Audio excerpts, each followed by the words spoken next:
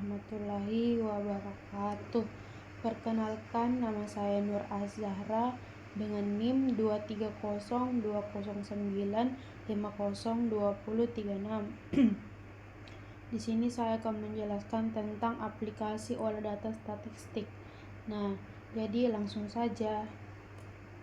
Nah, yang pertama itu ada SPSS atau Statistical Page for the Social Sciences. Pengertiannya itu SPSS merupakan perangkat lunak statistik yang dibuat untuk mempermudah pengolahan dan analisis data. Nah, saat ini SPSS itu dikembangkan dan dikelola oleh IBM dan telah menjadi salah satu aplikasi statistik yang paling banyak digunakan di lingkungan akademik maupun penelitian. Nah, di SPSS itu juga memiliki antarmuka yang sederhana dan intuitif sehingga dapat digunakan dengan mudah oleh pengguna tanpa harus menguasai bahasa pemrograman.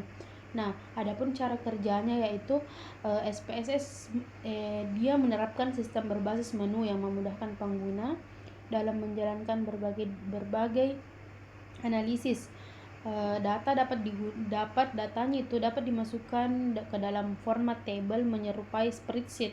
Lalu pengguna cukup memilih metode analisis yang diinginkan melalui menu yang telah disediakan tanpa perlu mengetik perintah secara langsung. SPSS juga dilengkapi dengan fasilitas sintaks yang memungkinkan pengguna melakukan analisis secara lebih sistematis dan terstruktur.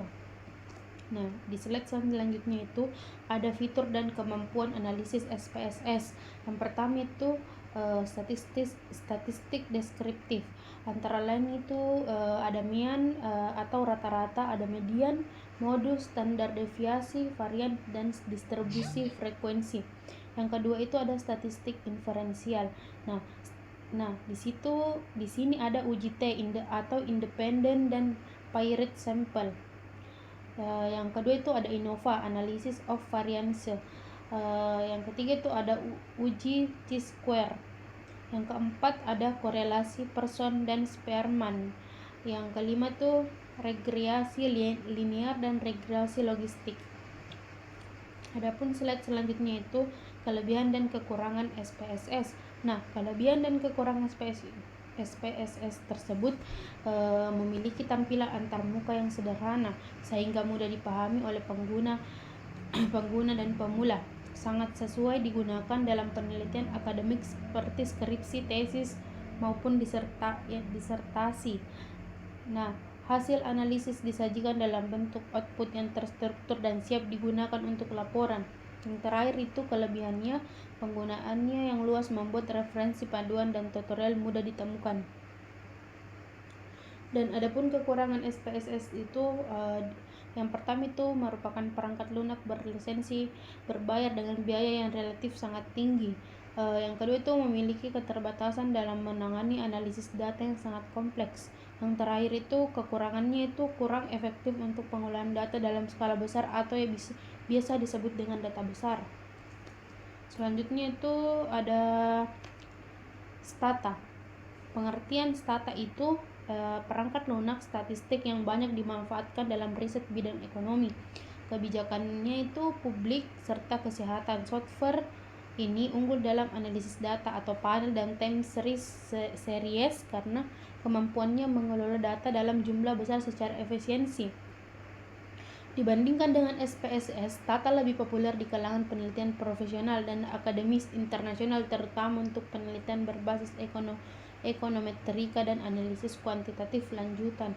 Nah, adapun cara kerjanya itu Stata bekerja dengan cara memasukkan data, lalu mengelola dan menganalisisnya menggunakan perintah atau command atau menu, kemudian menampilkan hasil analisis dalam bentuk tabel, grafik ataupun output statistik. Penggunanya itu bisa melakukan analisis seperti statistik deskriptif, regresi, data panel, dan deret waktu secara cepat dan akurat. Di slide selanjutnya itu ada fitur dan kemampuan analisis manajemen data, yaitu menggabungkan data atau merge. Yang kedua itu mengurutkan data dan membersihkan data. Dan transformasi variabel. Yang kedua itu statistik dasar. Statistik dasar deskriptif, uji hipotesis, dan korelasi.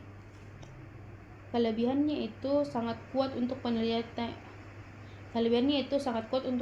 kuantitatif dan efisien dalam menangani data besar. Kemudian dokumentasi dan komunitas internasional luas dan cocok untuk publikasi jurnal bereputasi. Adapun kekurangannya itu karena stata ini berbayar. Yang kedua perlu memahami sintaks untuk optimal. Yang terakhir itu tidak seintuitif SPSS bagi pemula. Selanjutnya itu ada pengertian dari SAS. SAS merupakan perangkat lunak analisis data yang mulai dikembangkan pada dekade 1970-an oleh SAS Institute yang berbasis di Amerika Serikat.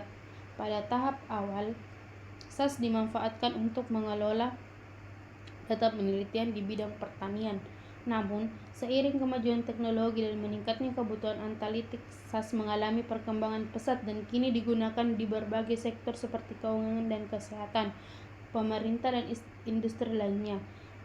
SAS juga tidak sekedar berfungsi sebagai alat pengolahan statistik, tetapi telah berkembang menjadi platform terpadu yang mencangkup pengolahan data dan analisis lanjutan, visualisasi, pelaporan, serta penerapan solusi analitik dalam skala organisasi besar.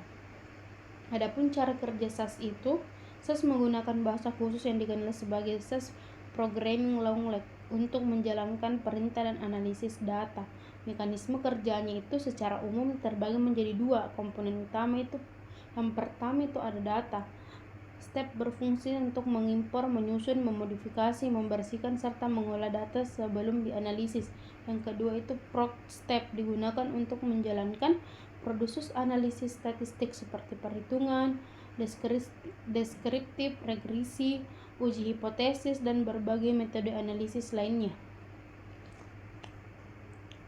Adapun fitur dan kemampuan analisis SAS itu manajemen data skala besar.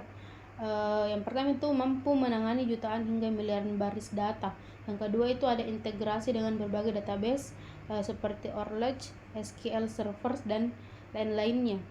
Yang ketiga itu data cleaning dan transformasi kompleks. Yang terakhir itu data warehousing.